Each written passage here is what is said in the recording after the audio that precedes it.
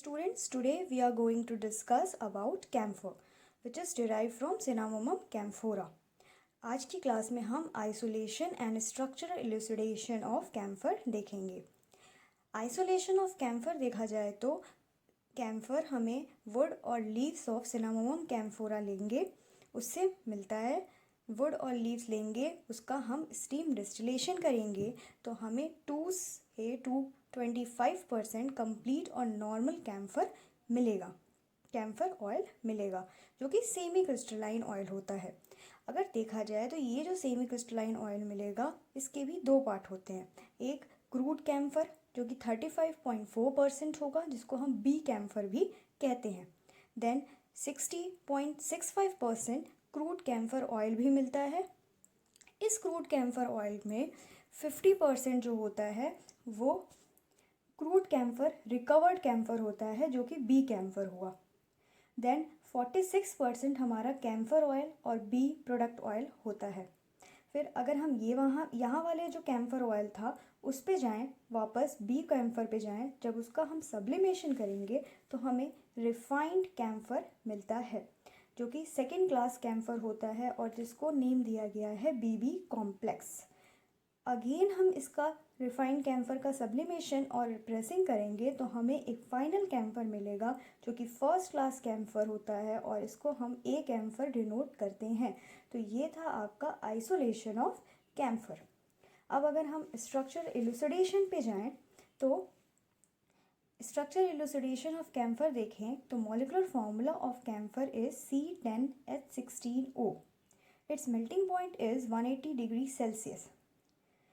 अब structure elucidation में we have to confirm the structure of camphor. यहाँ पे आप स्ट्रक्चर ऑफ कैम्फर देख सकते हैं.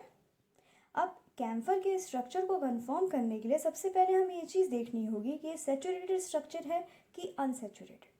तो अगर हम देखें तो कैम्फर का जब ब्रोमीन के साथ रिएक्शन कराएंगे तो कोई रिएक्शन हमें नहीं मिलेगा. It confirms that it is a saturated one. Then इसमें अब आप एक ऑक्सीजन देख सकते हैं यहाँ पे. तो अब ये जो ऑक्सीजन है इसका नेचर कैसा है. नेचर ऑफ ऑक्सीजन अगर देखें तो it forms an oxime, semicarbazide, 4 dinitrophenyl hydrazones. फिर it forms dicarboxylic acid. So this proves that it has ketone in nature. Then the nature of carbon skeleton, यहाँ पे C10 carbon skeleton है. ठीक है, तो अगर कार्बन स्केलेटन का nature देखना हो तो हम क्या कहेंगे कि अगर जो कैम्फर का हाइड्रोकार्बन अगर देखें तो वो C10H18 मॉलिक्यूलर फॉर्मूला देता है. तो ये कंक्लूड करता है कि कैम्फर बाईसाइक्लिक नेचर का है. अगर दूसरी तरीके अगर देख सकते हैं तो कैम्फर का अगर हम डिस्टिलेशन करें तो ये जिंक क्लोराइड के प्रेजेंस में इसका डिस्टिलेशन होगी और ये पैरासाइमीन बनाएगी, जिसका स्ट्रक्चर आपके सामने है. नेक्स्ट, ऑक्सीडेशन अगर किया जाए कैम्फर का तो क्या होगा. अगर कैम्फर का हम ऑक्सीडेशन करेंगे तो वो कैम्फोरिक एसिड बनाएगा, और अगर इसी का फर्दर ऑक्सीडेशन किया जाए तो वो कैम्फरॉनिक एसिड का फॉर्मेशन होता है. हमने देखा ऑक्सीडेशन ऑफ कैम्फर से हमें दो स्ट्रक्चर मिलते हैं, कैम्फोरिक एसिड एंड कैम्फरॉनिक एसिड. तो इन दोनों स्ट्रक्चर को भी कंफर्म करना नेसेसरी होता है. तो सबसे पहले स्ट्रक्चर ऑफ कैम्फोरिक एसिड, जिसका मॉलिक्यूलर फॉर्मूला है C10H16O4. कैम्फोरिक एसिड अगर देखा जाए तो ये डाइकार्बोक्सिलिक एसिड का होता है और ये सैचुरेटेड होता है. It is obtain by oxidation of camphor, जो हमने देख रखा, जो कि कीटोन ग्रुप जो कैम्फर में प्रेजेंट है उसके ऑक्सीडेशन की मदद से उस ग्रुप का ऑक्सीडेशन होता है और हमें कैम्फोरिक एसिड मिलता है. देन जिसकी वजह से उस कीटो ग्रुप कैसे ऑक्सीडेशन होता है, वो कीटो ग्रुप जो रिंग में प्रेजेंट है वो ओपन हो जाता है और कैम्फोरिक एसिड जो कि मोनोसाइक्लिक नेचर का होता है वो आपको मिल जाता है. कैम्फरॉनिक एसिड, जिसका मॉलिक्यूलर फॉर्मूला है C9H14O6, या ये कैम्फरॉनिक एसिड क्या है, एक ट्राईसाइक्लिक एसिड है और एक सैचुरेटेड एसिड है.